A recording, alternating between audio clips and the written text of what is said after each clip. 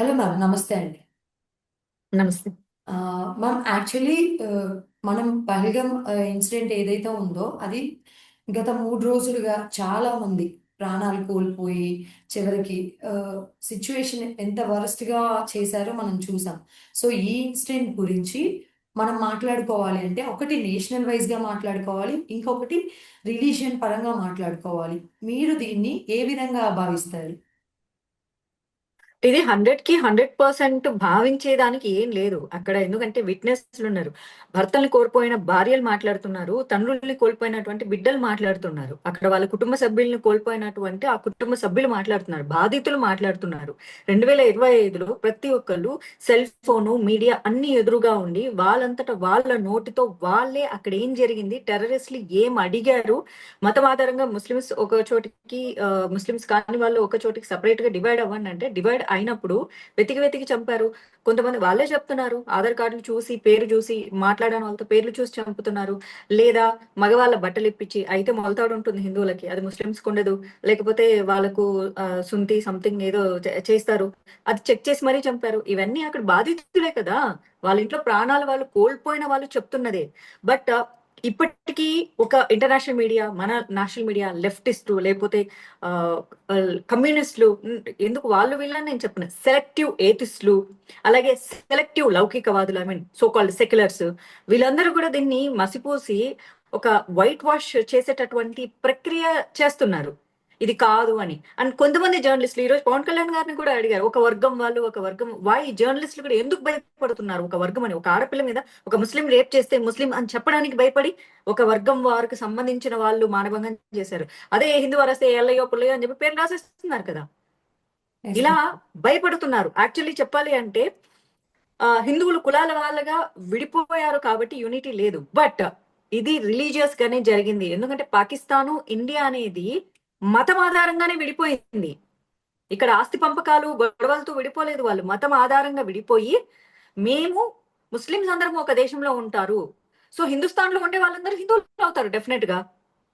ఇప్పుడు చైనా వాళ్ళని మనం చైనీస్ అంటాం, అమెరికన్స్ అంటాం, రష్యన్స్ అంటాము. అంతే తప్ప వాళ్ళని వెతికి అక్కడ ఉన్న వాళ్ళు కొంతమంది క్రిస్టియన్లు, కొంతమంది జ్యూస్ ఇట్లా అనం కదా. So yes ma'am. హిందుస్థాన్ లో ఉన్న వాళ్ళు హిందూసే అవుతారు. అండ్ హిందుస్థాన్ లో ఇక డైవర్సిటీ ఉంటుంది, అంటే భిన్నత్వంలో ఏకత్వం ఉంటుంది కాబట్టి వెతికి వెతికి చంపారు. ఇక్కడ 100% ఇది రిలీజియస్ మీద జరిగినటువంటి దాడి మాత్రమే. దీన్ని బీజేపీ, మోదీ మీడియా, గోదీ మీడియా అని చాలా చెప్తున్నారు, కానీ సిగ్గు శరం ఉండాలి.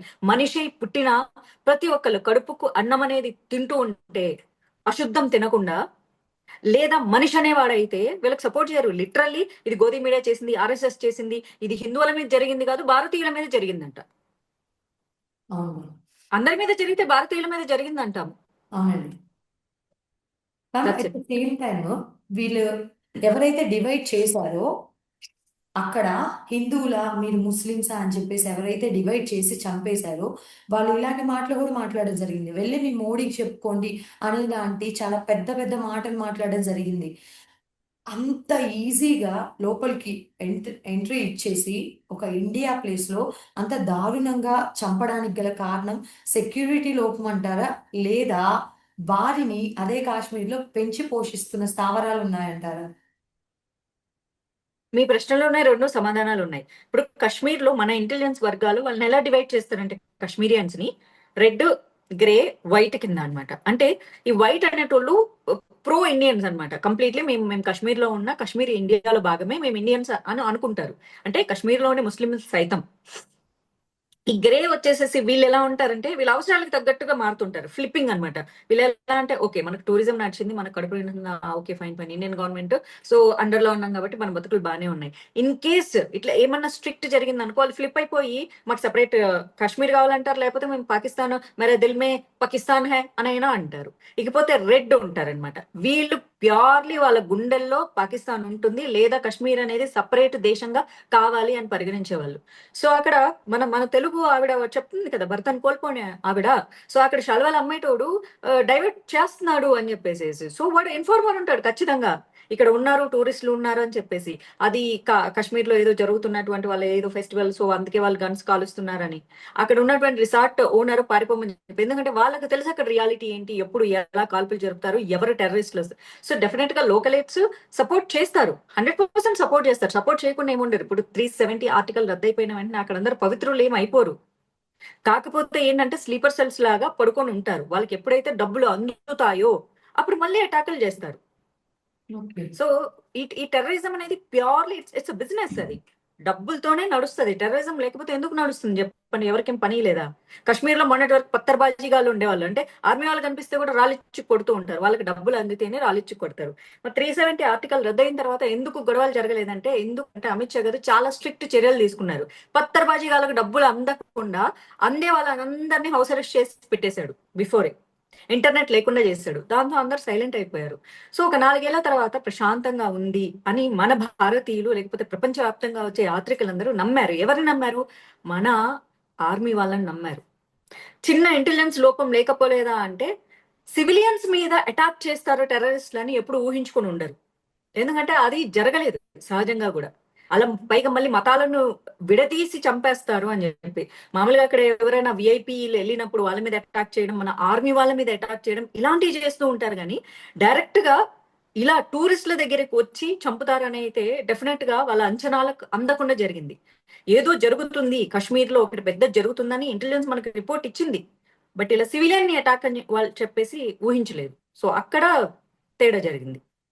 Madam at the same time ఇప్పుడు అక్కడ జరిగిన ఆ మొత్తం ఏదైతే సినారియో ఉందో దానికి ఈ రాజకీయాన్ని ముడిపెట్టడం, అట్ ద సేమ్ టైమ్ చాలా మంది ఈ భారత దేశంలో ఉంటూ భారతీయుడిగా పిలువబడుతూ చాలా మంది ఇక్కడి నుంచి వాళ్ళని సపోర్ట్ చేస్తూ ఉంటూ మగ ఆడ తేడా లేకుండా రిలీజియన్ కి సంబంధించి వాళ్ళు ఇప్పటికీ కూడా వాళ్ళకి సపోర్ట్ చేస్తూ ఉన్నారు. అలాంటి వాళ్ళని మన భారతీయుడు ఏ విధంగా సమాధానం చెప్పాలి? మీరు దీన్ని కొంచెం మనం వెనక్కి వెళ్దాము. 26/11 ఇంకా ఇప్పటికీ మనం మర్చిపోలేదు.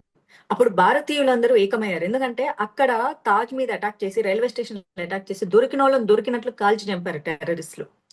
అప్పుడు కూడా ఆర్ఎస్ఎస్ తీవ్రవాదం. ఎందుకంటే వాళ్ళ చేతులకు దారాలు కట్టుకున్నారు. కసబ్గఢ్ దొరికిపోయి మంచి పని అయింది. లేకపోతే ఆర్ఎస్ఎస్ వాళ్ళే చేశారని చెప్పేసి కాంగ్రెస్ వాళ్ళు బుక్కులు రిలీజ్ చేశారు.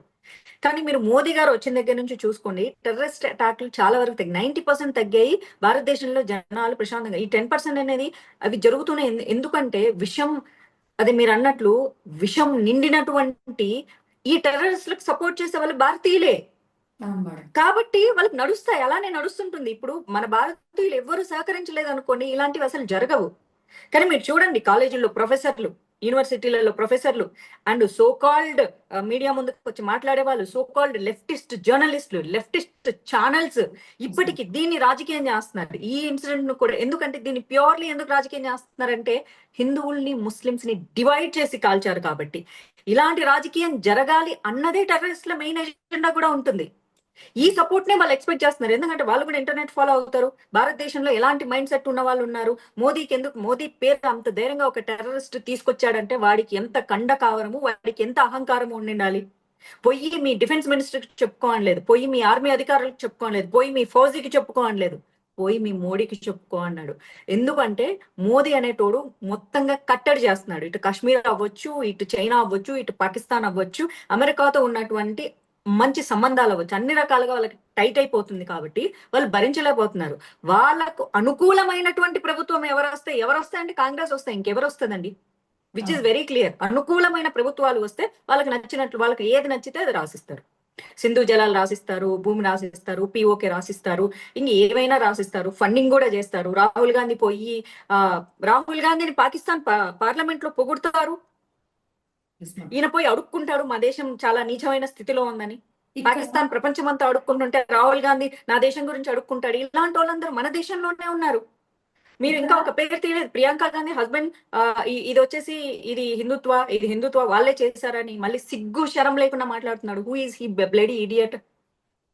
Yes, ma'am. ఈ సందర్భంలో క్రిస్టియన్స్ కూడా నోర్లెత్తారు. ఒక పాస్టర్ చనిపోతే రచ్చ చేసిన వాళ్ళు, ఇంతమంది ప్రజలు చనిపోతే మాట్లాడరు వాళ్ళు.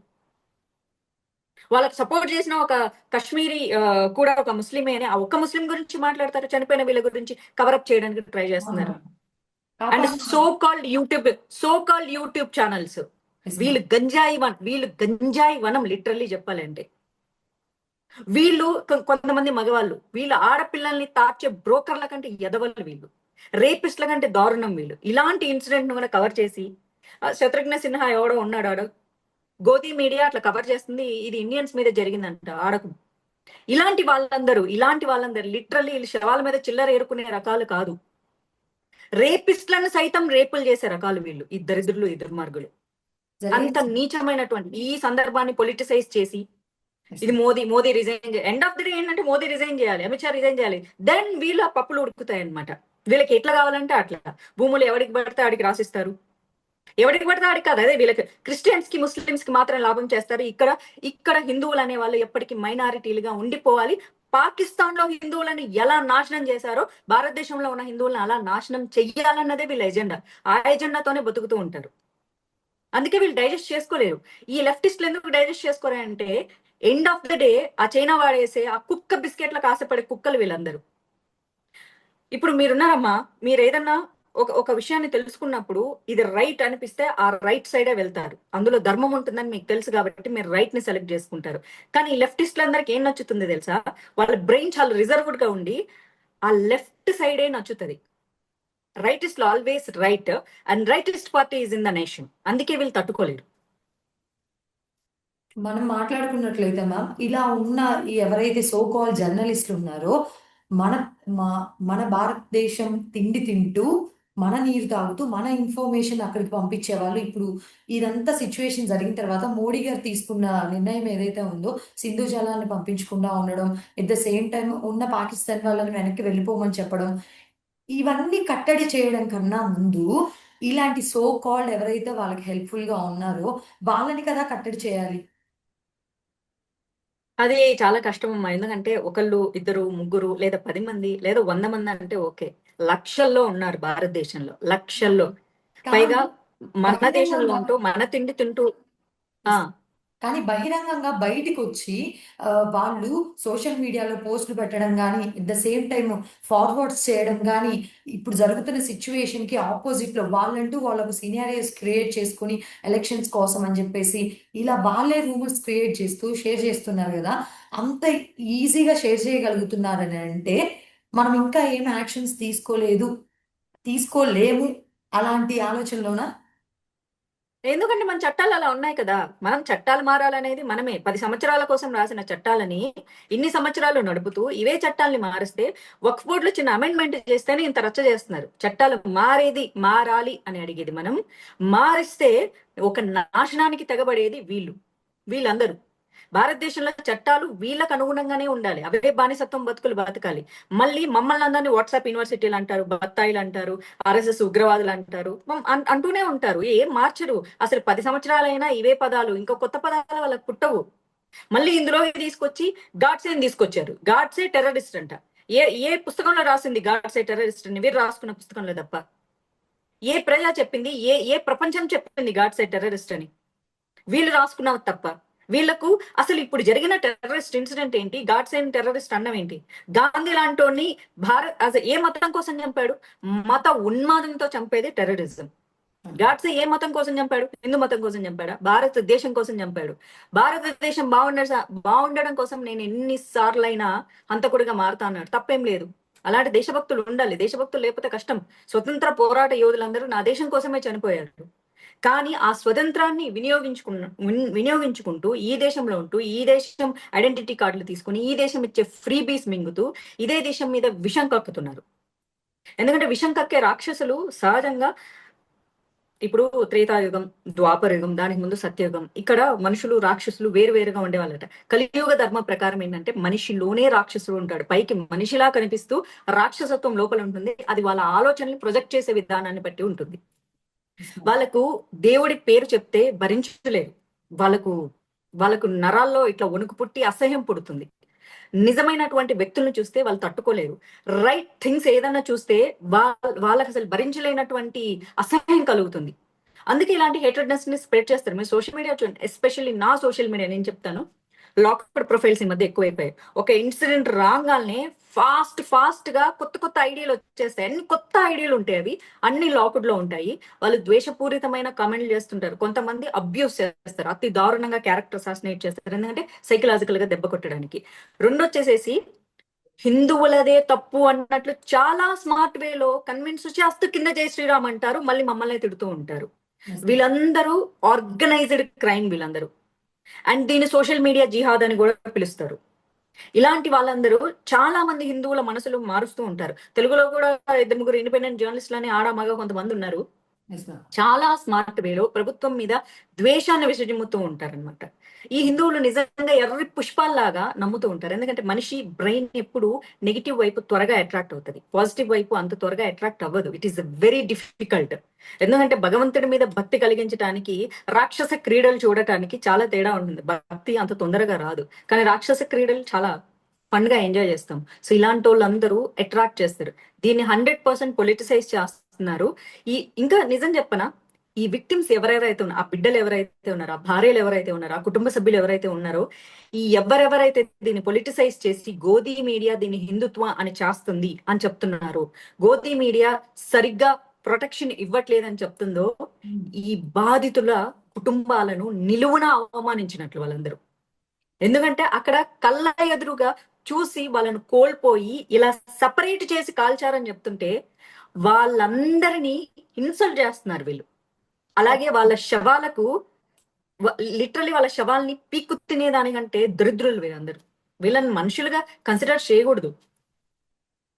కానీ యాక్షన్స్ తీసుకోవడానికి అయితే ప్రభుత్వంకి వారి మీద యాక్షన్స్ తీసుకోవడానికి మన చట్టాలు అనుమతించవమ్మా. నువ్వు అడిగిన దానికి అదే చెప్పు, మొదటిగా చెప్పు, మన చట్టాలు అనుమతించవు. మనవి షరియా చట్టాలు కాదు. భారతదేశంలో ముస్లింలకి కొన్నింటికి మాత్రమే షరియా చట్టాలు, ఆడవాళ్ళ విషయంలో షరియా చట్టాలు కావాలి, మనుషులందరి మీద కాదు. సో కాబట్టి మనకు వర్కౌట్ అవ్వదు. ఇక్కడ ఎవరైనా 19A ఆర్టికల్ ని ఉపయోగించుకొని విచ్చలవిడిగా మాట్లాడొచ్చు, అంటే అందరికి మండుతుంది. కానీ అంబేద్కర్ గారు 19A ఆర్టికల్ ఇచ్చారు. So freedom of speech. కానీ ఆయనే అదే ఫ్రీడమ్ ఆఫ్ స్పీచ్ ని ఉపయోగించుకొని రాముణ్ణి, కృష్ణుని, హిందూయిజాన్ని తూలనాడుతూ మాట్లాడాడు. ఇక్కడ అదనమాట, అలా ఉంటుంది. ఎన్నో మతాలు, ఎన్నో కులాలు ఇట్లా ఓన్లీ ఒక భారతదేశంలోనే ఉన్నప్పటికీ ఈరోజు పాకిస్తాన్ అయి ఉండొచ్చు, లేదా రేపు ఇంకొక దేశం అయి ఉండొచ్చు. ఎవరైనా కానీ మత విద్వేషంతో రెచ్చగొడితే భారతదేశ వినాశనం జరుగుతుంది అనే పాయింట్ ఇక్కడ క్లియర్ గా నోట్ చేసినట్టు ఈ ఇన్సిడెంట్ మనం చూస్తున్నాం. దీనికి యాజ్ అన్ ఇండియన్స్ గా మనం ఎలా ఇలాంటి చర్యలకు మనం ఎలా రెడీగా ఉండాలి? ఓకే, దీనికి ఫస్ట్ చేయాల్సిందంటే హిందువులందరూ యునైట్ గా ఉండాలి. ఎందుకంటే భారతదేశం హిందూ దేశం. హిందుత్వం ఎక్కడైతే గట్టిగా ఉంటుందో, సనాతన ధర్మం ఎక్కడైతే బలంగా ఉంటుందో అక్కడ ప్రపంచ శాంతి ఉంటుంది. భారతదేశ శాంతి కాదు, ప్రపంచ శాంతి ఉంటుంది. హిందూస్ ఒక్కటిగా ఉండడమే development. Hindu means development, development means Hindu. ఎందుకంటే దానికి బెస్ట్ ఎగ్జాంపుల్ మొన్న జరిగిన కుంభమేళ. ప్రతి ఒక్కరు ఆర్థికంగా లాభపడ్డారు, మానసికంగా ఆనందపడ్డారు. అండ్ ఆ లొకాలిటీస్ అన్ని చాలా నీట్ గా ఉన్నాయి, ప్రతి ఒక్కటి ఆర్గనైజ్డ్ గా జరిగాయి. హిందూ అంటే అది యాక్చువల్ గా ఒరిజినల్ గా. డెవలప్మెంట్ అంటే ఏంటి? ఆర్థికంగా బలపడాలి, ఉద్యోగ అవకాశాలు రావాలి, లేకపోతే ఆ చుట్టుపక్కల ఉన్న బిజినెస్లన్నీ డెవలప్ అవ్వాలి, అంతే కదా. ఫుడ్ ఉండాలి, అకామిడేషన్ ఉండాలి, బట్ట ఉండాలి. ఈ మూడు ఉన్న చోటే కదా, ఈ మూడు ఉంటేనే కదా డెవలప్మెంట్ అంటారు. హిందూ ఉన్న చోట ఇవన్నీ ఉంటాయి. హిందువులందరూ యూనిటీగా ఉంటే భారతదేశంలో డెవలప్మెంట్ ఆటోమేటిక్ గా వస్తుంది. అండ్ ఇతర మతాల వాళ్ళు ప్రశాంతంగా బతకగలిగేది కూడా హిందూ యునైట్ గా ఉన్నప్పుడే. ఎందుకంటే ఇక్కడ చూడండి మీరు, ఇతర మతాలందరూ యునైట్ గా ఉండడం వల్ల హిందూ అన్హ్యాపీగా ఉన్నాడు. హిందూ ఎప్పుడైతే యూనిటీగా ఉండి హ్యాపీగా ఉంటాడో మిగిలిన వాళ్ళందరూ ఆటోమేటిక్ గా, because Hindu always will spread happiness. 100 మంది హిందువులు ఉన్న చోట ఒక్క ముస్లిం చాలా ప్రశాంతంగా తన కల్చర్ ని, తన హెరిటేజ్ ని ఫాలో అవుతూ ఆనందంగా బతకగలరు. కానీ 100 మంది ముస్లింలు ఉన్న చోట 50 మంది హిందువులు ప్రశాంతంగా ఉండలేరు. కాబట్టి మొదటగా భారతదేశం ప్రశాంతంగా ఉండాలంటే హిందువులు యునైట్ అవ్వాలి. అట్లీస్ట్ సావర్కర్ గారు ఒక మాట చెప్పారు, I'm not scared of Muslims, I'm not scared of Christians, I'm scared of my own Hindus. నా భయం కూడా హిందువులను చూసే. In the name of secularism, in the name of atheism, selective atheism ఉంటుంది వాళ్ళకి. దేవుడే లేడు అన్నాడు, ఏ ఏ దేవుడు ఉండకూడదు, కానీ వాళ్ళకి హిందువుల దేవుడే ఉండడు ఏతిస్టులకి. సెక్యులర్ అంటే ఏంటి? అందరినీ సమానంగా చూడడం కాదు, హిందువులను మాత్రమే సమానంగా చూడరు వీళ్ళు, ఈ సెక్యులర్స్, సో కాల్డ్ సెక్యులర్స్. అన్ని మతాల్లో మంచి ఉంటుంది, అన్ని మతాల్లో మంచి ఉండదు. నేను కూడా మా అమ్మతో ఇందాకే డిస్కషన్ జరిగింది. అన్ని మతాలు మంచిగా బోధిస్తే బోధించవు. అవును. ఇస్లాం నువ్వు కాఫీర్ అని బోధిస్తుంది, ఓకే. హిందూ మతం వాళ్ళని కాఫీర్ అని బోధించదు కదా, వాళ్ళు ఎందుకు కాఫీర్ అంటారు నిన్ను? అండ్ నువ్వు చెప్పిన వాళ్ళ దేవుణ్ణి there is only one, there is no god except Allah అంటారు. అవునండి. మనం అలా అనమే, అదే కదా, మనం అనం, మనలో వస్తున్న మనం అందరూ ప్రాబ్లం. దేవుళ్ళే. అవును మేడం. మనం ఇంత నేను నమ్మకంగా. మాత్రమే బాగుండాలి, నా చట్టాన్ని నా దేవుణ్ణి ఒప్పుకోకపోతే నువ్వు వైలెన్స్ చెయ్యొచ్చు. ఉమ్, ఇది వాళ్ళ సురాలో ఉంది, అవునండి. మనకి ఎక్కడా లేదు, నీతి, ఉండదు న్యాయం. కూడా. సర్వే జన సుఖినో భవంతు అని చెప్పేటటువంటి ఒకే ఒక మంత్రం మనది. అలాగనే హిందూస్ చేతగానోళ్ళు కాదు, హిందూస్ చాలా శౌర్యం గలవాళ్ళు, అవసరమైతే యుద్ధం చేయాలి. Yes ma'am. కానీ ఆ శౌర్యాన్ని తొక్కి పెట్టారు. ఎందుకంటే 256 సంవత్సరాలు మనల్ని బానిసత్వంలో ఉంచేసి భయాన్ని నింపారు. యాక్చువల్లీ హిందువులు కులాలుగా విడిపోయారంటారు. ఎస్, అరే హిందూ నా కొడక అంటే కోపం రాదు మనకు. అరే కప్ప నా కొడక, కాపు నా కొడక, రెడ్డి నా కొడక అంటే మనకు లోపల నుంచి వస్తుంది చూడు రోషం, పౌరుషం. మరి ఆ రోషం, పౌరుషం అంటే ఉందనేగా, ఆల్రెడీ ఉంది కదా హిందువుల్లో. ఖచ్చితంగా ఉంది కానీ మేడం. బానిసత్వంలో ఉన్నారు. ఆ బానిసత్వంలోంచి ఎప్పుడైతే బయటకు వస్తారో అప్పుడు బాగుంటుంది. అండ్ మోదీ వచ్చిన తర్వాత యాక్చువల్లీ ఇప్పుడు కూడా చూడండి, మోదీ ఎక్కడ కూడా హిందువుల మీద అన్యాయం జరిగింది, హిందువులు ఎవ్వరు, no no BJP big leader, they never speak. Modi గాని, అమిత్ షా గాని, రాజ్నాథ్ సింగ్ గాని ఎవరైనా మాట్లాడారా హిందువుల మీద అన్యాయం జరిగింది అని? లేదు, మాట్లాడలేదు. లేదు మేడం. నా భారతదేశీయుల మీద జరిగింది అన్నారు.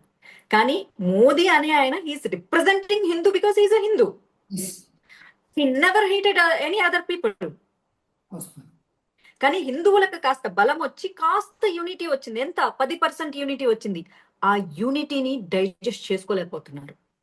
అందుకే ఇలాంటి అక్కడ ఉంది చర్చలు. సమస్య. అవును madam. Yes. Madam, at the same time ఒక్క మతానికి సంబంధించి మనం ఎవరైతే ఉన్నామో హిందువులం, ఇలాంటి విషయాలను కూడా రాజకీయంగా చేసి, పార్టీల కోసం చేసి, ఆ పార్టీ తాలూకా వాళ్ళకున్న ఆలోచనని వీరు అదే విధంగా నడిపిస్తూ ఉన్నారు. దీన్ని అసలు వీరిని అసలు హిందువులుగా అసలు మనం ఎలా అసలు అనుకోవాలి? రాజకీయమా? మానవత్వమా? లేదంటే ఇక్కడ జరిగిన సిచ్యువేషన్ ఏంటి? క్లియర్‌గా ముస్లిం, హిందూ అని చెప్పేసి డివైడ్ చేసి అతి దారుణంగా చంపినప్పటికి కూడా ఇంకా రాజకీయాల కోసం మాట్లాడుతున్నారు. ఎందుకంటే రాజకీయం ఎప్పుడు రాజకీయమే చేస్తుంది. బికాస్ మోదీ ప్రభుత్వం ఎప్పుడైతే పడిపోతే మనం గద్దెనెక్కుదామని చూసేటటువంటిది కాంగ్రెస్, వాళ్ళకు సపోర్ట్ చేసేది ఎంఐఎం, వాళ్ళకి సపోర్ట్ చేసేది కమ్యూనిస్టులు. యెస్. కాబట్టి ఈ అవకాశాన్ని వాడుకోవాలి. రాజకీయం ఎప్పుడు ఏం చేస్తుంది? పావులు కదుపుతూనే ఉంటది. Yes ma'am. ఒక్క ఇన్సిడెంట్ జరిగిందా దాన్ని వాడుకొని నేను ఎలా అధికారంలోకి రావాలి అనేది చూస్తూ ఉంటది. ప్రజల్లో ద్వేషాన్ని ఎంత రెచ్చగొడితే, మోదీ మీద, ఇప్పుడు మోదీ గవర్నమెంట్ మీద ఎంత ద్వేషాన్ని రెచ్చగొడితే మేమంత పైకి రావాలనే చూస్తుంటది. ఆటోమేటిక్ పొలిటికల్ నేచర్ అలానే ఉంటుంది. But they have to remember BJP also a political party. They know how to move things. BJP is not a social organisation, BJP is not a NGO, BJP itself is a political party. Yes ma'am. So కాబట్టి బీజేపీకి కూడా తెలుసు పావులు కదపడం. మళ్ళీ మేము ఇలా అంటే మేము కొడతాము, నువ్వు తుడిచేసుకొని పోవాలి, కానీ నువ్వు రివర్స్ లో ఇంకో చంప కొడతావేంటి అంటే ఎట్లా కుదురుతుంది? నువ్వు రాజకీయం ఆడితే యువతలు కూడా రాజకీయమే ఆడాలి. కాంగ్రెస్ రాజకీయం ఆడినప్పుడు బీజేపీ రాజకీయం ఆడతారా? మీరు రాజకీయ ఎత్తులు ఎన్నైనా వేస్తారంటే డెఫినెట్ గా వేస్తుంది. Because BJP is a political party, because they have to sustain. And ఇంతకు ముందు తాజ్ అటాకులు జరిగితే ఏం చేసింది? చెప్పండి. ఇప్పుడు ఆ రాణా గాని తీసుకొని రాగలిగింది. ఆ కసబ్ గాన్ని జైల్లో పెట్టి మేపి మేపి మేపి మేపి పందిని మేపినట్టు మేపిండు. కసబ్గాడ్ దొరకకపోతే ఏం చేశారు? ఆర్ఎస్ఎస్ ఒక ఉగ్రవాద సంస్థ అని చెప్పి ఆ వచ్చిన 5 మంది టెర్రరిస్టులకు ఎర్రదారాలు కట్టారు చేతులకి. అంటే హిందూ టెర్రరిజం మన వర్డ్ అక్కడి నుంచి పుట్టించారు. ఆర్ఎస్ఎస్ ఉగ్రవాద సంస్థ అన్నది అక్కడి నుంచి పుట్టించారు. ప్రజ్ఞ అనే ఆమెని పట్టుకెళ్ళి ప్రీ ప్లాన్డ్ గా 10 సంవత్సరాలు హింసించారు. ఇప్పటికే ఆమెను ఉగ్రవాద అంటున్నారు. బీజేపీ వాళ్ళు ఆమెకు ఎంపీ టికెట్ ఇచ్చారంటే బికాజ్ ఆమె నిర్దోషి. ఆమె బైక్ 1 year ముందు అమ్మేసింది. మనకు ఒకప్పుడు ఇంత నాలెడ్జ్ లేదు కదా, మనము అమ్మేసేస్తే అమ్మేస్తాం కానీ పేపర్లు మార్చాం. సో పేపర్లు మార్చకపోవడం వల్ల ఆ బైక్ ను వాడి ఆమెను ఇరికించారు, ఓకే. అన్ని రకాలుగా హింసించారు. ఇది ఇది ఇది చేసింది కాంగ్రెస్. కానీ కాంగ్రెస్ కుట్రలు ఇప్పుడు బయటకు వస్తాయి. ఇక్కడ చాలా అమ్మా, ఇప్పుడు ఈ ఇన్సిడెంట్ కాశ్మీర్ది ఇట్స్ నాట్ ఓన్లీ. మీరు చూడండి, ఎప్పుడైతే అమెరికా నుంచి ఎవరైతే వస్తారో భారతదేశానికి అప్పుడే వీళ్ళు అటాక్లు ప్లాన్ చేస్తారు. ఎందుకంటే పాకిస్తాన్ వర్డ్ అమెరికా వినాలి కదా, అడుక్కోవాలి కదా, బిచ్చమెత్తుకోవాలి కదా. ఆ బిచ్చమెత్తుకు మామూలుగా బిచ్చమెత్తుకుంటే దేకదు, ఇట్లాంటప్పుడైతేనే కొంచెం పట్టించుకుంటుందని ప్రతిసారి అలానే చేశారు. అండ్ ఇప్పుడు అమర్నాథ్ యాత్ర జరగబోతుంది జూన్ జూలై నుంచి. ఇక్కడ చాలా రకాల అంశాలు ఉంటాయి. అమెరికా వైస్ ప్రెసిడెంట్ భారతదేశంలో ఉండడం ఒకటైతే, కశ్మీర్ ఆర్థిక వ్యవస్థ మీద దెబ్బ కొట్టడం కూడా. అదేంటి, వాళ్ళ ముస్లింసే కదా అంటే అలా ఉండదు. కశ్మీర్ ఆర్థిక వ్యవస్థ ఎప్పుడైతే దెబ్బ కొట్టుతుందో, పోయినసారి ఆల్మోస్ట్ ఎంత 2.5 కోట్ల మంది ఎంతమందో టూరిస్టులు వచ్చారు. వాళ్ళకు ఎన్నో వేల కోట్ల రూపాయలు వచ్చాయి. భారతదేశ గవర్నమెంట్ 6,000 కోట్ల రూపాయల ఫండ్ ఇస్తుంది కశ్మీర్ కి. ఇది అందరూ మొత్తం భారతీయులందరూ కలిపి ఇచ్చినటువంటి tax money. So we are all responsible. Kashmir మనది. వాళ్ళని ఎప్పుడైతే ఆర్థికంగా దెబ్బ కొడితే టూరిజం పడిపోతుంది. టూరిజం పడిపోతే ఏమవుతుంది, మళ్ళీ వాళ్ళు పత్తరబాజీగాళ్ళు అవుతారు. అప్పుడు కడుపు మండుతుంది. అప్పుడు మళ్ళీ వాళ్ళకు కశ్మీరం కావాలని చెప్పేసి అల్లర్లు రేపొచ్చు. ఎందుకంటే టెర్రరిస్టుల ఒక్క ఎజెండా ఉండదు, మోడీని దింపాలి, ఎలాగైనా దింపాలి. అండ్ దీన్ని పొలిటిసైజ్ చేస్తున్నారు. మీరు తిప్పి అడుగుతున్నారు, పొలిటిసైజ్ చేస్తున్నారంటే ఎలక్షన్లు వస్తున్నాయి కదా అంటే, ఎలక్షన్లు వస్తున్నాయి కదా అంటారు. ఎలక్షన్లు భారతదేశంలో ప్రతి సంవత్సరం వస్తాయి. వెరీ అన్ఫార్చునేట్లీ ఎవ్రీ ఇయర్ వస్తాయి. భారతదేశంలో ఏదో ఒక స్టేట్ లో, మనకున్న 29 స్టేట్లలో ఏదో ఒక స్టేట్ లో ఎలక్షన్ జరుగుతూనే ఉంటది. అలా అని కాదు కదా, they are several issues. Vice president ఇండియాలో ఉండడం, అమెరికన్ వైస్ ప్రెసిడెంట్ ఇండియాలో ఉండడం, కాశ్మీర్ ఆర్థిక వ్యవస్థ దెబ్బ కొట్టడం, మోడీ ప్రభుత్వాన్ని దించేయటం, హిందువులకి ముస్లింలకి భారతదేశంలో గొడవలు పెట్టాలి. ఇప్పుడు ఏంటంటే హిందువులు రెచ్చిపోయి ముస్లింల మీద అటాకులు చెయ్యాలి. ఇది వాళ్ళ ఎజెండా. వీళ్ళు కొట్టుకొని చావాలి, ఇంటర్నల్ గా గొడవలు పెట్టాలి. ఇది ఇక్కడున్న ముస్లింలు మేము భారతీయులమే అని, మా పుట్టుక ఇక్కడే అని చెప్తూ కూడా ఒక హిందూ వచ్చేసి మనిషికి లేదా మానవత్వానికి ఇలాంటి విలువలకి ఎక్కువ ఇంపార్టెన్స్ ఇచ్చేది ఇలాంటి విషయాలకి. అలా అయినప్పటికీ మనం అన్నదమ్ముల్లా భావించే వాళ్ళందరూ కూడా వాళ్ళ దేవుడికి ఎక్కువ ఇంపార్టెన్స్ ఇస్తారు. హిందుత్వ దేశమైన భారతదేశం వీరిని అసలు ఏ విధంగా చూసి నేర్చుకోవాలంటారు? ఏం నేర్చుకోవాలి అసలు మీరు అడగండి భారతదేశంలో ముస్లింలను కూడా. మీకు రాజ్యాంగం ఫస్టా, దేవుడు ఫస్టా అంటే దేవుడే ఫస్ట్ అంటారు. మీరు హిందువులని, మీరు క్రిస్టియన్లను అడగండి, వాళ్ళు కూడా అదే అంటారు. భరతమాత ఎంతమంది ముగ్గులని కూడా అడుగుతారు వాళ్ళు. ఓకే, హిందువులను అడగండి, మాకు రాజ్యాంగమే మొదట అంటారు. ఎందుకంటే మనకు నేర్పించింది తల్లి, తండ్రి, గురువు, దైవం. ఇక్కడ నుంచి మొదలవుతుంది. దైవం ఆఖర్లో.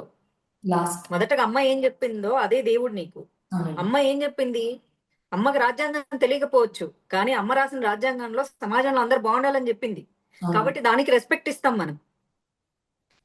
అండ్ వాళ్ళ బుక్స్ ఏం చెప్తాయో అవే నమ్ముతారమ్మ వాళ్ళు. ఎందుకంటే వాళ్ళు ప్రతి ముస్లిం నమాజ్ చేస్తారు ప్రతి రోజు, ఆడ మగ చిన్న పెద్ద అందరూ. And they have religious freedom. Religious education చేయడానికి వాళ్ళకి ఫ్రీడమ్ ఉంది. వెరీ అన్ఫార్చునేట్, నెహ్రూ అది చేశాడు.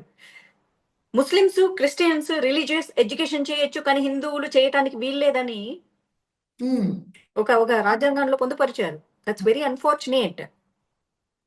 సో మనకు రఘుపతి రాఘవ రాజారాం పతీత పావన సీతారాం ఈశ్వర అల్లా తేరేనాం అని బొంగులోని గాంధీ రాపిస్తే అదే చదువుకొని నేను కూడా పెరిగాను. అసలు ఈశ్వర అల్లా తేరేనాం his own word, that Gandhi is his own word. Original పద్యం అది కాదు. ఇలా మనకు నేర్పించి పెంచారు. అంటే హిందువుల్ని లిటరల్లీ డివైడ్ చేశారు. కులాల వారికి డివైడ్ చేయలేదు, ఐడియాలజీ వైజ్ గా కూడా డివైడ్ చేశారు. ముస్లింలు మేమందరం ఒకటే అని పెరిగేలాగా వాళ్ళని చేశారు. క్రిస్టియన్లు మేమందరం ఒకటే అని హిందువులను సైతం మార్చేలా చేశారు. అఫ్ కోర్స్ వాళ్ళందరూ కన్వర్టెడే. హిందువులను మాత్రం నువ్వు సెక్యులర్ అని చెప్పి పెంచారు. Muslim is not secular, Christian is not secular, but Hindu only secular. Why? Secular కంట్రీలో అందరు సెక్యులర్స్ ఉండాలి. Who are the minorities in this country? Jews ఎవరు మన భారతదేశంలో లేరా? యూదులు ఉందండి. లేరా? అదే వాళ్ళే కదా, వాళ్ళు లేరా? వాళ్ళు మైనారిటీ కాదా? జైనులు మైనారిటీలు కాదా? ఉమ్. బుద్ధులు మైనారిటీలు కాదా? పార్షియల్ మైనారిటీలు కాదా ఈ దేశంలో? They are the real minorities. Why మైనారిటీలు అనగానే ముస్లిమ్స్ వస్తారు? They are the most dominant community. అదే కదా. ఇవాడు ఏడ్చినా సరే, I'm not a Muslim hater, I'm not any religious hater, because మా ఇంట్లో మా స్కూల్లో చెప్పి పెంచింది అందరూ ఒకటే అని. బట్ ఇప్పుడు నేను నేర్చుకుంటున్నా అందరూ ఒకటి కాదు. నేను అందరిని ఒకటిలా ట్రీట్ చేస్తున్నాను, but they are not treating. Even మన ఇండియా ఏదైతే ఉందో ముస్లిమ్స్ వాళ్ళ రైట్స్ కోసం లైక్ బుర్కాలు వేసుకొని కాలేజెస్కి వెళ్ళడం బయట ఇట్లాంటి రైట్స్ కోసం వాళ్ళు పోరాడుతున్నారు. క్రిస్టియన్స్ వచ్చేసి వాళ్ళు వాళ్ళ దేవుడి గురించో వాళ్ళ గొప్పతనం గురించో వాళ్ళ రైట్స్ గురించి వాళ్ళు పోరాడుతున్నారు. అండ్ మనం హిందూస్ కులం పేరుతో ఒకళ్ళనొకళ్ళం కొట్టుకొని చంపుకోవడం ఇవే జరుగుతున్నాయి. కులాల మధ్య చిచ్చులు, పెళ్ళిళ్ళు వీటి దగ్గర ఇక్కడే ఆగిపోయాం. మన దేశాన్ని మనం కాపాడుకోవాలి. ఇది ఎక్కడి నుంచి స్టార్ట్ అవ్వాలి? ఎక్కడి నుంచి అంటే, ఎప్పుడైతే హిందువులు పాలిటీషియన్స్ ని ఓట్ల కోసం వస్తారో, అవును. రకరకాల ఎలక్షన్స్ జరుగుతుంటాయి కదా, గ్రామ పంచాయతీ దగ్గర నుంచి ఎమ్మెల్యే ఎంపీ ఎలక్షన్స్ వరకు వచ్చినప్పుడు ముస్లిమ్స్ వాళ్ళ ఆ, చర్చిల దగ్గరికి, సారీ, మసీదుల దగ్గరికి వెళ్ళినప్పుడు వాళ్ళకి కావాల్సిన, లేకపోతే వాళ్ళ కుల పెద్దలు ఎవరైతే ఉంటారో, వాళ్ళ మత పెద్దలు ఎవరైతే వాళ్ళ దగ్గరకు ఉన్నప్పుడు, ఉమ్. మా ముస్లిమ్స్ కి ఇవి ఇవి చెయ్యండి అని చెప్పి వాళ్ళు క్లారిటీగా లిస్ట్ పెట్టేస్తున్నారు ఉమ్. ఆ లీడర్ కి. వాళ్ళు గెలిచిన తర్వాత, ఆ ప్రభుత్వం వచ్చిన తర్వాత కావాల్సిన అడిగి చేయించుకుంటున్నారు. అలాగే క్రిస్టియన్స్ దగ్గరికి వెళ్ళినప్పుడు వాళ్ళు మాకు ఇవి కావాలి అని చెప్పేసి లిస్ట్ పెట్టారు. ఎందుకు? మొన్న మొన్న బీజేపీలో జాయిన్ అయిన జయసుధ, నేను క్రిస్టియన్ హక్కుల కోసమే నేను ఈ పార్టీలో జాయిన్ అయ్యానని చెప్పింది క్లారిటీ. అవునండి. కానీ మీరు చూడండి, పొలిటీషియన్స్ వచ్చేసేసి కులాల వారిగా కలుస్తారు. Very unfortunate. నేను కూడా అలానే కలిసాను 2019లో. Very unfortunate. అలా పెడితేనే వస్తున్నారు. హిందువులందరూ ఒక చోటికి రమ్మంటే అదొక పెద్ద సభ అవుతుంది తప్ప ఎంతమంది వస్తారో లేదు. కులాల వారీగా డివైడ్ చేసి కలవాల్సి వస్తుంది. కలిసినప్పుడు వాళ్ళు పోని మా కులంకి ఇది చేయండి అని అడుగుతున్నారా? అడగరు. ఉన్నారు. లేదంటే మా దేవాలయాలు మాకు తెచ్చివ్వండి అని ఎవరైనా ఒక హిందూ కలిసి అడుగుతున్నాడా? మా లేదు. గో సంపద మాకు ఇవ్వండి, మేము ఏదైనా చేస్తాము అని ఎవరైనా అడుగుతున్నారా? ఇవి అడిగితే యూనిటీ ఆటోమేటిక్ గా వస్తుంది. ఇవి చేస్తున్నారంటే హిందువుల బలం పెరుగుతుంది. కానీ అలా అడగట్లేదు. మా కులాలకు రిజర్వేషన్లు ఇస్తారా, మమ్మల్ని ఓబీసీలో చేస్తారా? ఇప్పుడు చాలా మంది ఏడుస్తారు ఇవన్నీ మాట్లాడితే. మాకు అది చేస్తారా, మా ఓసీని తీసుకెళ్లి రిజిస్ట్రేషన్ ఏదో పెడతారా? ఇవే ఇవే కాపుల మా కాపులు కూడా సిగ్గు శనం లేకుండా మమ్మల్ని తీసుకెళ్లి అందులో ఏదో పెడతారా, ఓసీలోంచి తీసేసి బీసీలో ఓబీసీలో పెడతారా? చేస్తారా? అవునండి. ఏదో ఏదో సంథింగ్. నాకు I'm seriously zero knowledge about this cost system, తెలుసా? ఏ కులం ఏందో కూడా నాకు తెలియదు అసలు. ఆ కులాన్ని ఎందుకు ఓసీ అంటారో, ఎందుకు బీసీ అంటారో, ఎందుకు ఇంకోటి అంటారో కూడా నాకు తెలియదు. ఏ అంటే ఏ టెక్నాలజీతో దాన్ని ఆ ఆ గ్రూపుల కింద పెడతారో కూడా తెలియదు. ఇవి కాకుండా మాకు ఇవి కావాలి అని ఏదైనా అడుగుతారా? మా హిందువుల కోసం మీరు ఏదైనా చేస్తారా? మీరు వేద పాఠశాలలో పెట్టిస్తారా? మా పిల్లల్ని పంపిస్తాము. ఉమ్. లేకపోతే కత్తి సామో కర్ర సామో ఏదో ఒకటి మా పిల్లలకి ఆట విడుపు నేర్పిస్తారా? మేము పంపిస్తాము. లేకపోతే అక్కడ గుర్రాలను పెంచి గుర్రపు స్వారీ ఏదైనా నేర్పిస్తారా? మేము పంపిస్తాము. లేకపోతే మహిళలకు సంబంధించినటువంటి రక్షణకి సంబంధించినటువంటి ఏదన్నా డిఫెన్స్ విద్య ఏదైనా నేర్పిస్తారా? మేము పంపిస్తాం. మాకు చెయ్యండి మా హిందూ ఆడబిడ్డలకి అని అడుగుతున్నారా? ఎవరు అడగట్లే. పోనీ కనీసం మా ఊర్లో ఉన్న గుడి అది ఎన్నో వందల సంవత్సరాల క్రితం పాడైపోతుంది, అది చేపించని ఆ లీడర్స్ అడుగుతున్నారా? అడగట్లేదే. ఎస్ మా మ్యామ్. కులంకి ఏమిస్తారు, మా ఓటుకి ఏమిస్తారు, ఈ రెండే అడుగుతున్నారు. ఆ. ఇవి అడిగినంత కాలం ఈ డివైడ్ అండ్ రూల్ పాలసీని ఖచ్చితంగా అవతల మతం వాళ్ళు ఎన్కాషే చేసుకుంటారు. Yes ma'am. మాకు అక్కర్లేదు, ఫ్రీ బీస్ అక్కర్లేదు, ఇండియన్ ఆర్మీకి ఏదైనా చేయండి అని ఎప్పుడైతే చెప్పగలుగుతారు, మాకు ఫ్రీ బీస్ అక్కర్లేదు, కనీసం ఎండోమెంట్ నుంచి వచ్చే డబ్బులతో మా ఊర్లో ఉన్న దేవాలయాలు బాగు చేయండి, మా ఊర్లో ఇన్ని ఆవులు ఉన్నాయి వాటిని చంపొద్దు, వాటిని పోషించండి, వాటి బాధ్యత మేము తీసుకుంటాము అని ఎప్పుడైతే ఫీల్ అవుతారో ఆటోమేటిక్ గా యూనిటీ వస్తుంది. ఒక్క క్రిస్టియన్ లేని చోట చర్చ్ కట్టడానికి ఎక్కడెక్కడ నుంచి ఫారెన్ నుంచి ఫండ్ తెచ్చుకుంటున్నారే, కొన్ని కోట్ల కోట్ల రూపాయలు ఎండోమెంట్ నుంచి వస్తున్నాయి. మా ఊరికి ఇవ్వండి ఇవ్వండి అని ఆ ఎమ్మెల్యేని నిలదీసి అడిగితే అవును. ఇవ్వడా? మా ఊరి ప్రజలు, అమ్మో మా కాన్స్టిట్యున్సీలో ప్రజలు చాలా బెదిరిస్తారు అని. కానీ వీళ్ళు అవతలి వాళ్ళకి భయపడతారు. Very unfortunate. ఇప్పుడు జరిగిన ఈ ఇష్యూ కూడా ధైర్యంగా మాట్లాడలేరు, తెలుసా? చెప్తున్నా కదా, మా అమ్మతో మాట్లాడుతుంటే మా ఊర్లో ఎప్పుడు ఒక సామెత చెప్తూ ఉంటారు. అన్ని ఊర్లలో అన్ని రకాల మతాల వాళ్ళు కలిసే ఉంటారు. మా ఊర్లో క్రిస్టియన్స్ లేరు, కన్వర్షన్స్ లేకుండా ఉండే నా చిన్నప్పుడు. ఇప్పుడు కూడా లేరు మా విలేజ్ లో. ముస్లిమ్స్ ఉండేవాళ్ళు, కానీ వాళ్ళ ముఖం మీద తెలుసు కదా, ఊర్లలో తుర్కోలు అంటారు. నాకు హైదరాబాద్ వచ్చే వరకు అసలు ముస్లిమ్స్ అంటారని కూడా తెలియదు, అదొక నామ్ ఉంటుందని కూడా తెలియదు. బికాజ్ ఊర్లలో తుర్కోలనే అంటారు. అవునండి. వాళ్ళ ముఖం మీద అంటారు, అరే మీతో మాట్లాడేటప్పుడు పై జబ్బులు రాయేసుకొని తిరగాలరా మేము అని. ఎందుకు బాబాయ్ అలా అంటారు అని ఊర్లో ఊర్లో టాక్స్ అవి. ఏమో ఆయన మీరు ఎప్పుడు ఎట్లా బిహేవ్ చేస్తారో తెలియదు, మా ఉన్నంతసేపు మంచిగా ఉంటారు, కాదు అంటే రాయిచ్చు కొడతారు, అందుకే పై జబ్బులో మేము రాయేసుకొని తిరగాలరు రోయ్ అంటారు. ఈ ఊర్లో ఇదే అనేవాళ్ళు, ఇదే ఇందాక మా అమ్మ గుర్తు చేసింది మన ఊర్లో ఇట్లా అంటారు అని. అవునండి. Because they basic. Have unity. They have unity. అక్కడ వాళ్ళ నేనే ఇది కించపరచడం కాదు, ఎందుకంటే వాళ్ళ ముఖం మీద అంటారు, వాళ్ళకి కూడా తెలుసు అది. అవునండి. They have unity. ఏదైనా జరిగి ఇంత పెద్ద ఉగ్రవాద చర్య జరిగినా సరే వాళ్ళకి సపోర్టింగ్ గానే మాట్లాడతారు. దాన్ని ఎట్లా దాన్ని ఎంత వైట్ వాష్ చేస్తారంటే పాలిష్డ్ గా. దానికి మన సెక్యులర్లు, మన సోకాల్డ్ లౌకికవాదులు హిందువుల్లోనే ఉంటారు. నిజం చెప్పాలంటే థ్రెటన్ ముస్లిమ్స్ నుంచి క్రిస్టియన్స్ నుంచి కాదు, హిందువులకి. హిందువులు నీ ఇంట్లోనే ఉన్నారు శత్రువులు. అవును. వాళ్ళు చెప్పండి. ఘర్మే గుస్కే కాదు, నీ ఉమ్. గర్మేలోనే ఉన్నారు వాళ్ళు. అవునండి. ఇది మాత్రం వాస్తవం. అంతే. ఇంత నిర్మోహమాటంగా ఉన్నది ఉన్నట్లు మాట్లాడే మాధవీలత గారికి ఇప్పుడు ఎవరైతే సో కాల్డ్ దీన్ని పొలిటికల్ గా మాట్లాడుతూ డిస్కస్ చేసే వాళ్ళు ఎవరైతే ఉన్నారో వాళ్ళు ఓ నన్ను సైకలాజికల్ గా దెబ్బ కొట్టడానికి 3 రోజుల నుంచి నా సోషల్ మీడియా చూస్తే, ఎస్పెషల్లీ ఫేస్బుక్, ఇన్స్టాగ్రామ్ లో అంత హేట్ ఉండదు. అవును. ఫేస్బుక్ చూస్తే సైకలాజికల్ గా నన్ను దెబ్బ కొట్టడానికి ఎన్ని రకాల అబ్యూజివ్ మాటలు అంటున్నారో అన్ని రకాలుగా అంటున్నారు.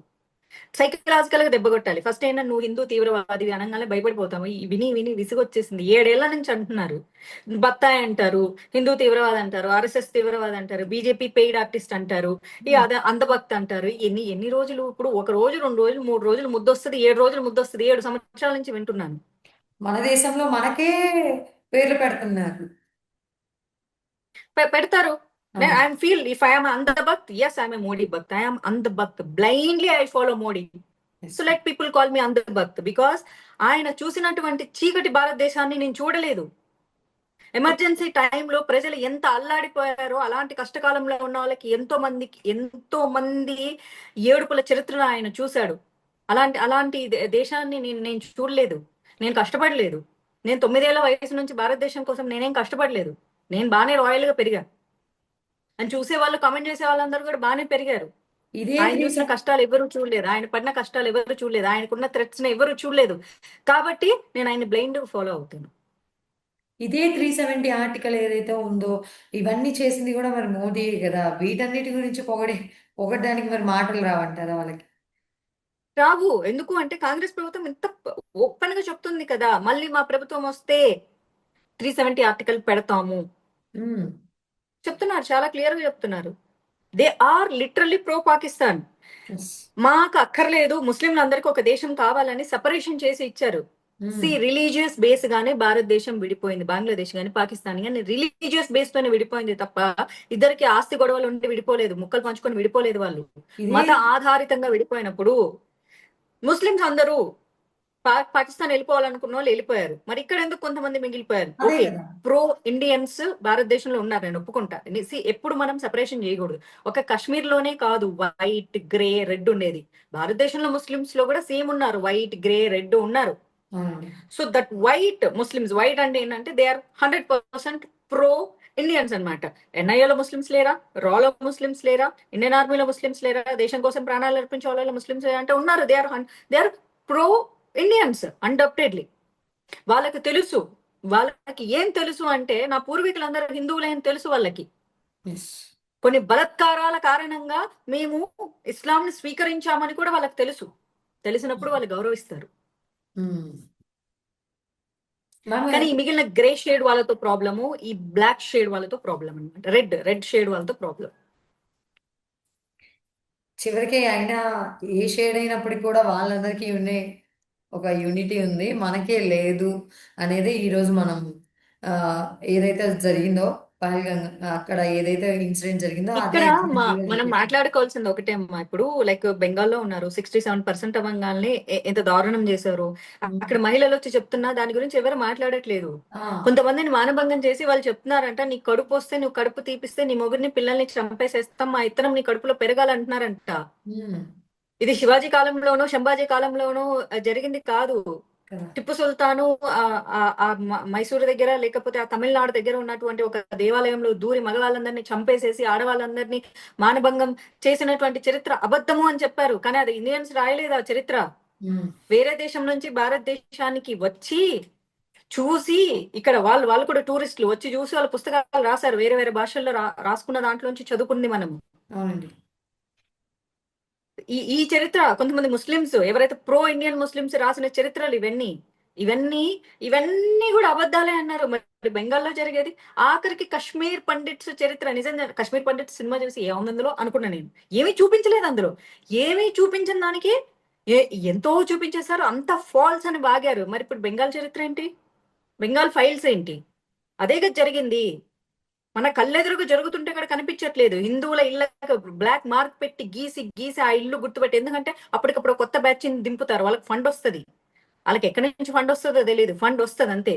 బీహార్లో 67% ఉన్నారు. మరి కేరళలో కూడా హైయెస్ట్ ఉన్నప్పటికీ కూడా కేరళలో ముస్లిమ్స్ ఎందుకు రియాక్ట్ అవ్వలేదు వక్ఫ్ బోర్డు మీద అంటే అక్కడ క్రిస్టియన్స్ చాలా గట్టిగా వార్నింగ్ ఇచ్చారు రాహుల్ గాంధీకి. ఎందుకంటే అక్కడ చర్చికి సంబంధించిన ల్యాండ్స్ కూడా దొబ్బేశారు వక్ఫ్ బోర్డు కింద. ఓకే. ఇంకో మీరు గనక వక్ఫ్ సపోర్ట్ చేస్తే కేరళలోకి అడుగు పెట్టారు అని చెప్పారు. ఎందుకంటే అక్కడి నుంచే కదా గెలిచింది ఆయన. సో అందుకని అక్కడ ముస్లిమ్స్ గమ్ముకున్నారు. ప్రొటెస్టులు చేయొచ్చు, తప్పలేదు. పీస్ఫుల్ గా చేయొచ్చు. భారత రాజ్యాంగం ఆ హక్కు కల్పించింది. ఎవరైనా పీస్ఫుల్ గా ప్రొటెస్ట్ చేయొచ్చు. కానీ మీరు అబ్జర్వ్ చేసుకుంటే ఎక్కడెక్కడైతే రేషియో, ఇప్పుడు రైట్ చోట్ల చూడండి కొంచెం రేషియో ఎక్కువైపోయింది జై పాకిస్తాన్ అంటున్నారు. ఆ తెలంగాణలో ఇంకో ప్రాంతంలో కొంచెం రేషియో ఎక్కువైంది జై పాకిస్తాన్ అంటున్నారు. జై పాకిస్తాన్ అన్నప్పుడు they should be having Pakistan citizenship కదా. ఎస్, వెళ్ళిపోవచ్చు. పోనీ మీరు అడిగారు ఎందుకు చట్టాలు అమలు చేయరు ఇక్కడ అంటే, వక్ఫ్ బోర్డ్ లో అమెండ్మెంట్ లో అన్యాయాలు ఉన్నాయని న్యాయమైనట్లుగా అమెండ్మెంట్ చేస్తేనే ఎంత రచ్చ చేశారో చూడండి. ఉమ్, ఇంకా అవును. నిజంగా వీళ్ళందరినీ గెట్అవుట్ అంటే ఇంకెంత రచ్చ చేస్తారు. భారతదేశం లిటరలీ తగలబెడతారు. ఇదే అందుకే చెయ్యరు. ఇదే మాట్లాడుతున్నారు. ఏమనంటే ఈ మోడీ గారు మమ్మల్ని పంపించేస్తారు, లైక్ మేము ఇండియన్స్, మేము ఎక్కడ పుట్టాం ఎక్కడ పెరిగాం. ఇండియన్స్ అన్నప్పుడు వాళ్ళందరికీ ప్రో ఇండియన్స్ గా ఉండండి. క్రికెట్ జరిగేటప్పుడు ఇంకోటి జరిగేటప్పుడు ఇండియన్ ఫ్లాగ్ ఆయిస్ట్ చేసేటప్పుడు ఈ వందే మాత్రం పాడటానికి జై హింద్ చెప్పడానికి ఏం నొప్పి? అవును. నేను చెప్పే హిందువులు చెప్పే ముస్లిమ్స్ గురించి నేను మాట్లాడట్లేదు, చెప్పే క్రిస్టియన్స్ గురించి నేను మాట్లాడలేదు, మిగిలిన వాళ్ళ గురించి నేను మాట్లాడుతున్నాను. ఏం నొప్పి ఈ భారతదేశం వందే మాత్రం పాడటానికి? ఇది మన జాతి గీతం కాదా అది?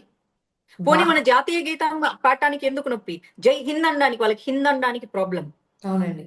చాలా మంది ఆ, మన భారత మాతాకి జై అని అనమన్నా కానీ చాలా మంది లేదు నేను అన్నానని చెప్పేసి అంటారు. ఇదే గడ్డ మీద ఇదే భూమి నో, మీద నాట్ ఓన్లీ నాట్ ఓన్లీ దెమ్మమ్మ, ఇంకా చాలా మంది జై భీమ్ బ్యాచ్ వీళ్ళందరూ ఇప్పుడు వాళ్ళ నా మీద మండుతుంది. ఒక అంబేద్కర్ బ్యాచ్ ఉన్నారు, వాళ్ళు కూడా జై హింద్ అనడానికి వాళ్ళకు నచ్చదు. ఉమ్, వాళ్ళు అంబేద్కర్ ఒక కులానికి అంటగట్టుకుంటారు. ఆయన కులం ఏందో నాకు తెలియదు నిజంగా, టు బి ఆనెస్ట్లీ తెలియదు. Till date I don't know. కులానికి అంటగట్టుకుంటారు. మరి సుభాష్ చంద్రబోస్ ని ఎందుకు బ్రాహ్మణ్స్ అంటగట్టుకోరు? ఒకవేళ నిజంగా సుభాష్ చంద్రబోస్ ని బ్రాహ్మణ్స్ తలకెక్కించుకుంటే బ్రాహ్మణ్స్ ఎంత తిడతారు? ఇప్పటికే తిడుతున్నారు. ఆ రాజ్యాంగం అండ చూసుకునే కదా బ్రాహ్మణ్స్ తిడుతున్నారు. ఎందుకు తిట్టాలి బ్రాహ్మణ్స్ ని? కదా. ఏం చేశారు వాళ్ళు? ఎందుకంటే బ్రాహ్మణ్స్ చచ్చిపోతే పూజారి వ్యవస్థ చచ్చిపోతుంది. పూజారి వ్యవస్థ చచ్చిపోతే టెంపుల్ వ్యవస్థ చచ్చిపోతుంది. టెంపుల్ వ్యవస్థ ఎప్పుడైతే చచ్చిపోతుందో భారతదేశంలో హిందుత్వం చచ్చిపోతుంది. అవును. Which is all interlinked. మా వీగనిజం అనేది కూడా ఒక పెద్ద క్రైమ్.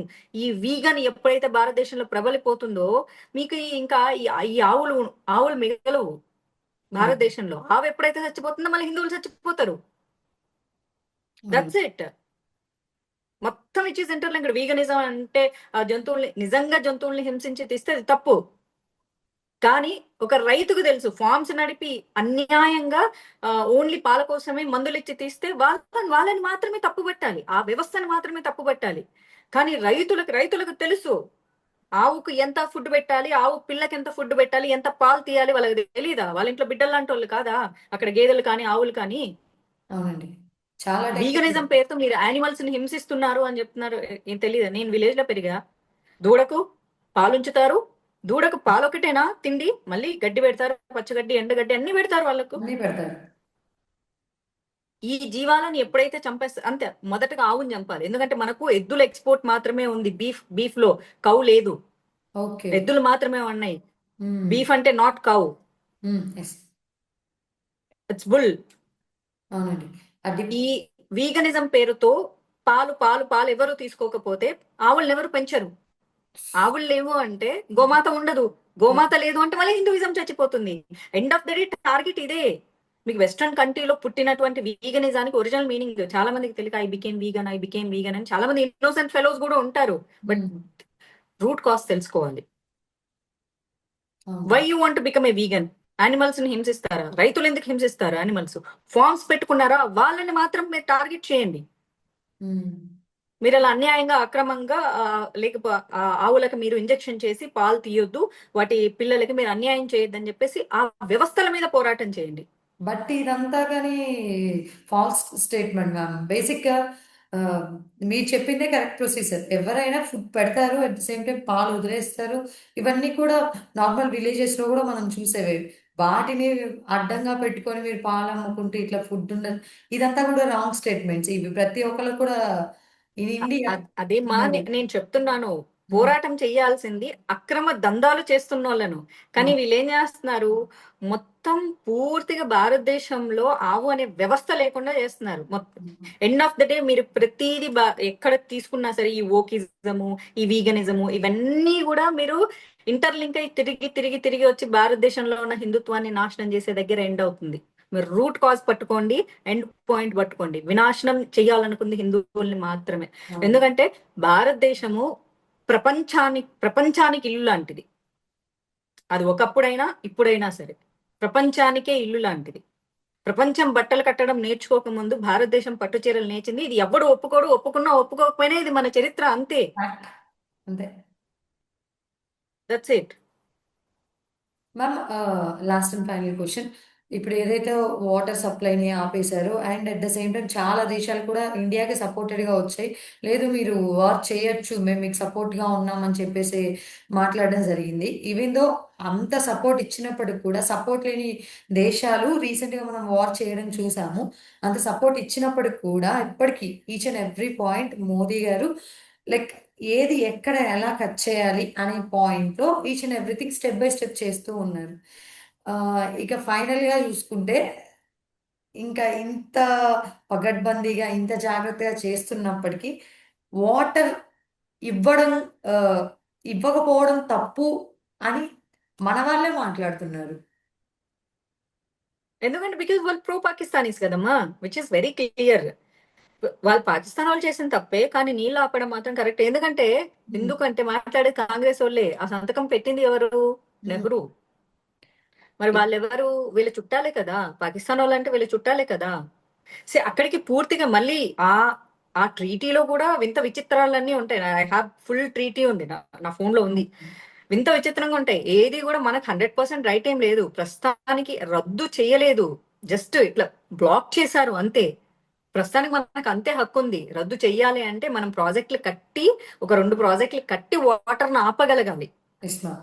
అంత ప్రాజెక్టులు, ఇప్పుడు రిజర్వాయర్స్ ప్రాజెక్ట్ కట్టాలంటే మనకు ఒక 5 ఏళ్ళు 10 ఏళ్ళు సమయం పడుతుంది. అండ్ అవును. పాకిస్తాన్ దగ్గర కూడా అంత డబ్బులు లేవు అంత ప్రాజెక్ట్ కట్టి వాటర్ ని స్టోర్. ఇమ్మీడియట్ ఎఫెక్ట్ ఏముండదు, బట్ స్లోగా స్లోగా ఎఫెక్ట్ ఉంటుంది. వాళ్ళు కొంచెం వాటర్ నే, ఇంతవరకు వచ్చిన వాటర్ నే వాళ్ళు స్టోర్ చేసుకోగలిగారు. సో రిమైనింగ్ వాళ్ళు స్టోర్ చేసుకోవడానికి లేదు.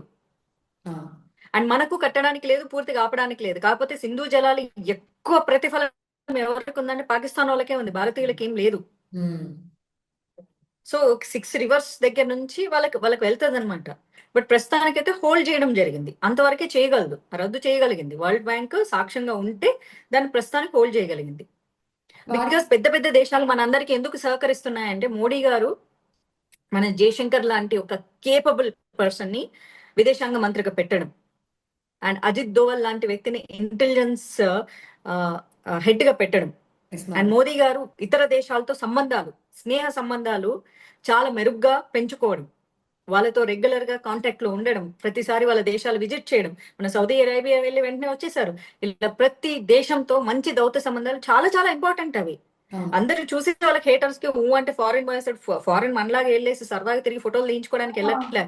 Travel is a very stressful thing. Yes. వెళ్ళి వాళ్ళతో మాట్లాడి ఇన్స్టాంట్ గా మళ్ళీ ట్రావెల్ చేసి ట్రావెల్ బ్యాక్ చేసి వస్తారు ఆయన. ఈ రోజు వరకు ఒక్క లీవ్ కూడా తీసుకున్నటువంటి ప్రైమ్ మినిస్టర్ 11 ఏళ్లలో సింగిల్ లీవ్ పెట్టలేదు. మన వల్ల అవుతుందా? Is that really possible?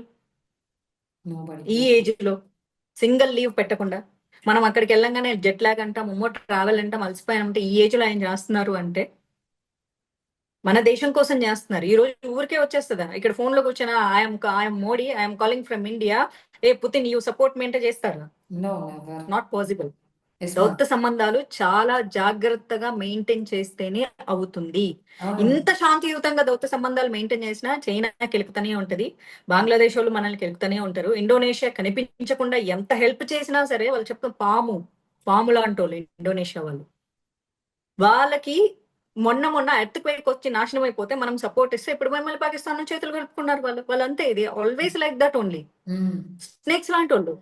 And Bangladesh కి హసీనా ఉన్న రోజులు కాస్త బెటర్ గా ఉండింది. సో ఆమెను పాపం దేశం వదిలి పారిపోయేలాగా చేశారు. ఎందుకంటే దేశానికి ఎవరైనా మంచి చేస్తున్నారంటే వాళ్ళు భరించలేరు, వాళ్ళ సొంత దేశంలో వాళ్ళ మతస్థులే భరించలేరు. భారతదేశం ఇతర దేశాలతో ఎప్పటిలాగే మంచి దౌత్య సంబంధాలు కొనసాగిస్తూ ఉండడం వల్ల ఇటు ఆ, రష్యా నుంచి పుతిన్ గారు, అమెరికా నుంచి మోడీ గారు కూడా మీరు యుద్ధం చేయండి మేము సపోర్టింగ్ గా ఉంటామన్నారు.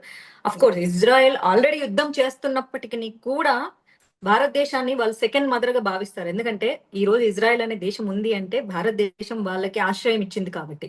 ఆ. యూదులు అనే వాళ్ళకి బతికున్నారు అంటే భారతదేశం అమ్మలాగా తన కడుపులో పెట్టుకుంది కాబట్టి. సో వాళ్ళు కూడా మనకి ఎప్పటికీ సపోర్ట్ చేస్తారు. బట్ స్టిల్ ఇప్పుడున్న మూమెంట్ లో ఏంటంటే యుద్ధం చేయడం అనేది ఆర్థికంగా 5వ స్థానంలో ఉన్న మనం మళ్ళీ కిందికి పడిపోయే చాలా అవకాశం ఉంటుంది. మనం 3వ స్థానంకి ఎదగాలనుకుంటున్నాం. బట్ స్టిల్ వాళ్ళు పాకిస్తాన్ వాళ్ళు యుద్ధానికి కాలు దువ్వితే ఫస్ట్ చుట్టూ ఉన్నాయన్ని స్ట్రాంగ్ గా కట్ చేసి పారేయాలని చెప్పేసి చాలా డిప్లొమాటిక్ వేలో ఇప్పుడు గేమ్ స్టార్ట్ చేసింది. ఇఫ్ పాకిస్తాన్ యుద్ధానికి పిలుపునిచ్చింది అనుకో, ఆబ్వియస్లీ ఇంకా భారతదేశం యుద్ధం చేయడానికి సిద్ధపడిపోతుంది, అందులో డౌట్ ఏం లేదు. సో మన త్రిదళాలు ఎప్పుడు సిద్ధంగానే ఉంటాయి. Yes ma'am. Thank you so much ma'am. Thanks. చాలా మంచి ఇన్ఫర్మేషన్ని మాతో షేర్ చేశారు. అట్ ద సేమ్ టైం ఒక ఇన్ఫర్మేషన్ని మేము మాధవీరథ గారి దగ్గర పొందొచ్చు అని చెప్పేసి అంతే స్ట్రాంగ్గా మేము మిమ్మల్ని అడగడం జరిగింది. Thank you so much ma'am. Thank you. Thank you అమ్మా, నమస్తే.